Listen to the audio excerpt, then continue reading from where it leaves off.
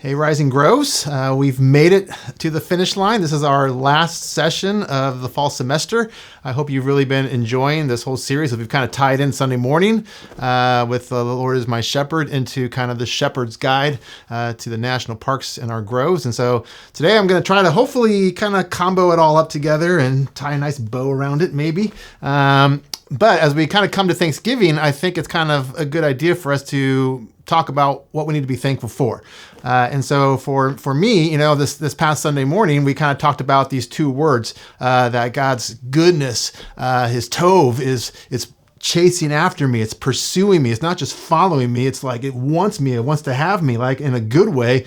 And God's love, his chesed love, his kindness, his loving kindness, his faithfulness, his grace, his mercy. It's chasing after me. It's pursuing me. It wants me to have it. And so it's this kind of idea that it's constantly kind of like behind us, pursuing after us because God's love is that great for us. Kind of reminds me of the book of Lamentations, which may be kind of an odd book to talk about getting ready for Thanksgiving and kind of wrapping up this series because, Lamentations is about lament. It's about kind of being sad or grief-ridden kind of over our sin and kind of over our situation. And sometimes when we have turned away from God and we've pursued and we've chased after the world or our plans or our desires and kind of said, I don't want you to pursue me with your goodness because I think my goodness is better than your goodness. And so we kind of get ourselves into a lot of mess. And that's kind of what happens in Lamentations. It's kind of looking back saying, now we're paying the price for all of our sins and we've turned away from you, God. And now we're reaping what we've sowed. And now we're kind of, we're in the dirt and all these bad things have happened to us. And I love what it says in chapter 3, because this is a line that I'm pretty sure you're familiar with, but it's a very important one. And he says this in chapter 3, verse 19. He's like, I remember my affliction. I remember all my wandering where I wandered away from you, the bitterness and the gall. I will remember these things, and my soul is downcast within me because of these things. And yet this is what it says in verse 21. Yet this I call to mind, and therefore I have hope. Even in the midst of all this stuff, I have hope. Why? Because verse 22, because the Lord's, Yahweh's, great love, we are not consumed. Because of Yahweh's great chesed love, his loving kindness, his mercy, his grace, we're not consumed. For his compassions, they never fail. They never fail. In fact, verse 23, this is the one you're familiar with. They are new every morning. Every single morning, they are brand new. Great is your faithfulness. And then it says this a couple verses later, Yahweh is good to those whose hope is in him, to the one who seeks him. When we're seeking after him, he's always seeking after us. But when we kind of turn and we stop pursuing all the things that we're trying to pursue, and we kind of let his compassion and his grace and his loving kindness and his goodness catch up with us, if you will, then we get to experience the fullness of life. And God's love is new every single morning. And that's why we can just say, thank you, God, for your grace and your love and your mercy. These things that it's not because of who I am, it's because of who you are. It's not in my character, it's in your character. So I just say, thank you. This summer, traveling all over the country. Talked about on Sunday morning how, this is the best. And I have a lot of these, this is the best moments because there was just every single morning, there was something new. There was new grace. There was new mercy. There was new things that I'm like, I don't deserve this goodness. I don't get to deserve this beautiful sunrise. I don't deserve this beautiful hike and this provision that you have provided for me, or this great weather, or this time to just be in your word and be in your presence. I don't deserve any of this. And so it's just like, thank you, thank you, thank you. In fact, there was a period in Utah, I think I might have mentioned this earlier, where it was like every day I did a major hike. I'm at Natural Bridges. And I'm like, that was the best hike ever. That was so much fun. I love that. It was hard, but it was awesome. And then the next day I'm on another hike. I'm doing Druid Arch, which we talked about at Canyonlands. And I'm like, actually, I think that was the best hike I've ever done. That was my favorite. And then the next day I'm going through at Arches and I'm doing the fiery furnace hike I talked about. And I'm like, wait a minute. Maybe this is the best hike I've ever been. You know what I mean? And it's just like they are new every morning. Every day it's like if I look and I see and I appreciate all the things that God has done for me and how I don't deserve any of these things and he's given it to me by his grace, then I can just be appreciative and thankful and my heart can overflow with gratitude for what he has done on my behalf. It was pretty cool because on the sabbatical. I just want to thank you all for making that possible, and thank you all for those who gave for the love offering to kind of help make it possible, for those who preached and kind of held Rising Church together while I was gone. Thank you. But it was cool because I had these moments where I was all by myself for like a month, right? And it was great. And it was like, thanks, this is the best. And then I had a week with my son Capo, just the two of us, and I was like, this is the best, getting to spend this time with my son. And then there was a couple weeks there where I was just alone with Kimberly, where Capo came back for beach camp and for the mission trip. And so we had 2 weeks where we were just by ourselves. I'm like, this is the best, right?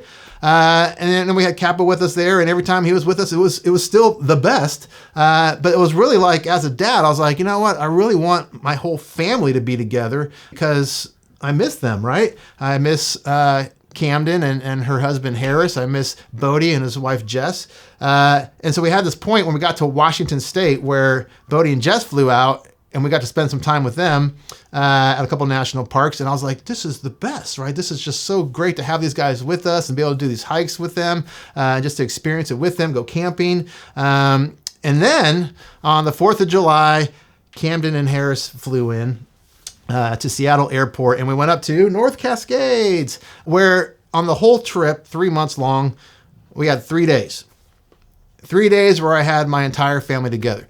And so we went up to North Cascades. We did a small hike, went to the visitor center, and then we went to our Airbnb because we didn't have enough camping supplies for 7 of us at one time to carry with us the entire summer. And so we had an Airbnb for a couple nights.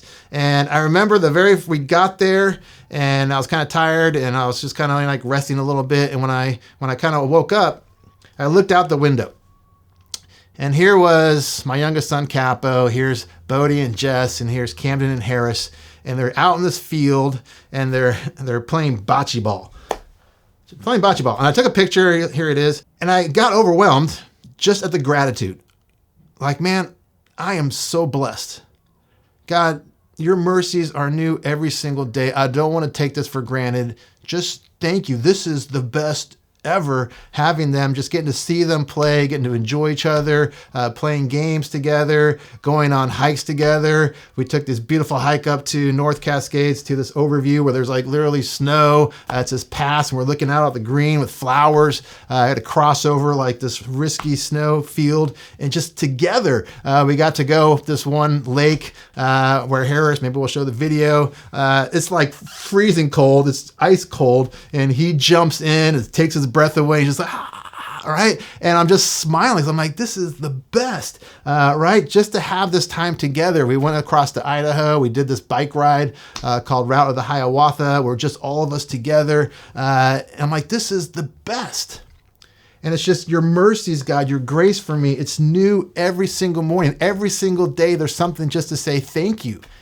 I don't deserve it. Just thank you. Thank you for your goodness to me. In fact, I think Psalm 100 is a great place to kind of sum it up. This is one of the verses I was working on, but it was hard for me to work on because it's a song, again, like we used to sing in youth groups, so I automatically just think of the song. And I won't sing it because Capo says he's embarrassed when I sing, although he's not going to see this.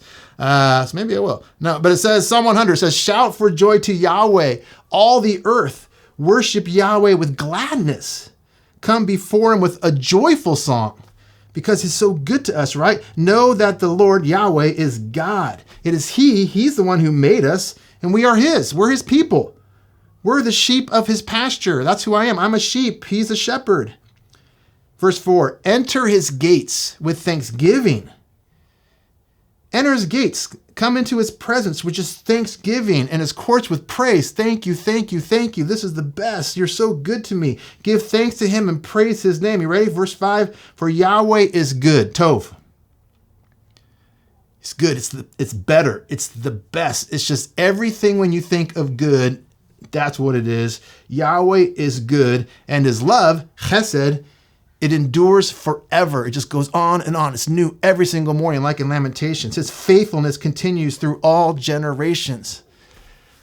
That's where we need to get to when it comes to the Lord being our shepherd. That's where we need to get to with this shepherd's guide, going wherever we go in life, through the national parks. It's just getting to this point where we just say, thank you, thank you, Thank you for my wife. Thank you for my kids. Thank you for my house. Thank you for my car. Thank you for heat. Thank you for air conditioning. Hey, thank you for tires on my car. Thank you for this meal. Thank you for fresh water. Thank you for a hot shower. Thank you for all these blessings. Instead of taking these things for granted and think we're owed them, it's coming to him just saying, thank you. As my shepherd, just thank you. Thank you for being good and your goodness pursuing me. Thank you for being loving, your loving kindness and your grace and your mercy. It's pursuing me. And I just want to sit in that. And I just want to rest in that. And so as we come to Thanksgiving, as we wrap up this series, I hope that you will leave maybe just a little bit as we enter this next week, just appreciation. Thank you for your mercies, for your loving kindness. It's new every single morning. There's something to find to be grateful for and just to say thank you. And so hopefully as you guys kind of talk about this, as we wrap up this series, maybe you will have time to set aside just to pray and to enter his courts with thanksgiving and his courts with praise. Here's all the reasons why we can just come before you saying, thank you. You're our God. You're a good shepherd. Just thank you.